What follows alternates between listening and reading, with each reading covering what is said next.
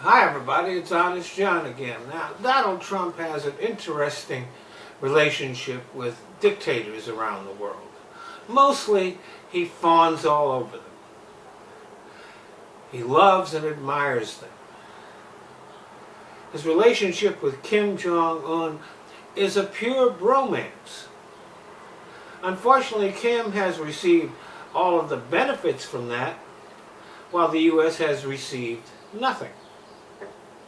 Kim has received recognition and prestige on the world stage, a relaxation of some sanctions, and an easing of tensions. We have canceled military exercises in North Korea, and in return for all that, we have received a big zero.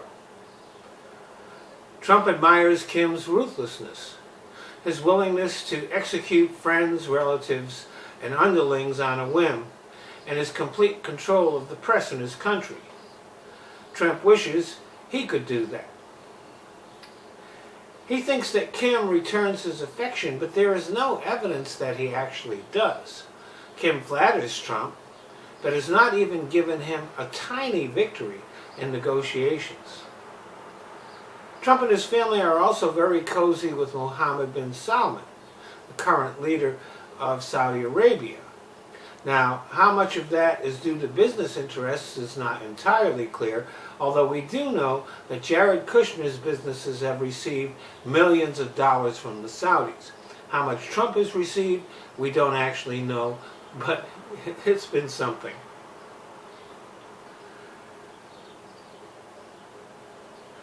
Bin Salman's murder of journalist Jamal Khashoggi appears to have strengthened his relationship with Trump rather than hurt it, because Trump would love to be able to order the murder of journalists also. Trump has also expressed admiration for Rodrigo Duterte of the Philippines and Erdogan of Turkey. And then, of course, there's Russia, which Trump not only loves Putin, but it's obvious when they meet who the boss is. Putin is the big guy, Trump, he's the sycophant. So Trump has great admiration and respect and love for just about every dictator in the world, but not for Cuba and not for Iran.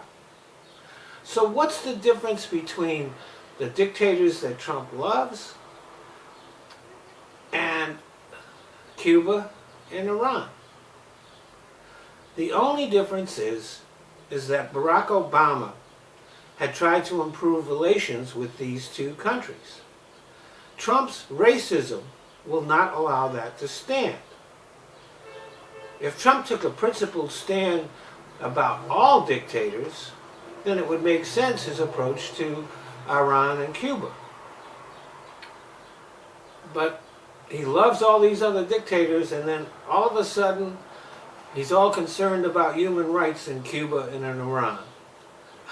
Nobody buys that. There can only be one explanation for Trump's love affair with every other dictator in the world except for these two countries. And that's racism. Thanks for listening. Well, I want to thank you all for watching my videos.